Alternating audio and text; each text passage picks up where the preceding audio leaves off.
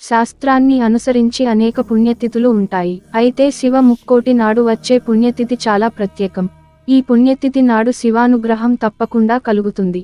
ముక్కోటి ఏకాదశి నాడు ఎలా అయితే ఆ విష్ణుమూర్తి, నారాయణుడి అనుగ్రహం కోసం వెళ్తాము, అలానే ఈ శివ ముక్కోటి రోజున కూడా శివాలయానికి వెళ్తే ఆ ఈశ్వరుడి అనుగ్రహం ఉంటుందని పండితులు చెబుతున్నారు. శివ ముక్కోటి ఎందుకంత ప్రత్యేకం అంటే 100 సంవత్సరాల క్రిందట ఏర్పడిన పుణ్యతిథి ఇది. ఆరుద్ర నక్షత్రం, పౌర్ణమి, శివ ముక్కోటి కలిసి రావడం అనేది చాలా అరుదు. కాబట్టి ఈ రోజు చాలా ప్రత్యేకమైన రోజు. 100 ఏళ్లకొకసారి వచ్చే ఈ అత్యంత పుణ్యతిథి నాడు శివాలయంలో ఉత్తర ద్వారం గుండా శివ దర్శనం చేసుకుంటే కోటిసార్లు ఈశ్వరాభిషేకం, ఈశ్వర అర్చన చేసినంత పుణ్యం లభిస్తుంది. ఆరుద్ర నక్షత్రం అంటేనే అన్నాభిషేకం.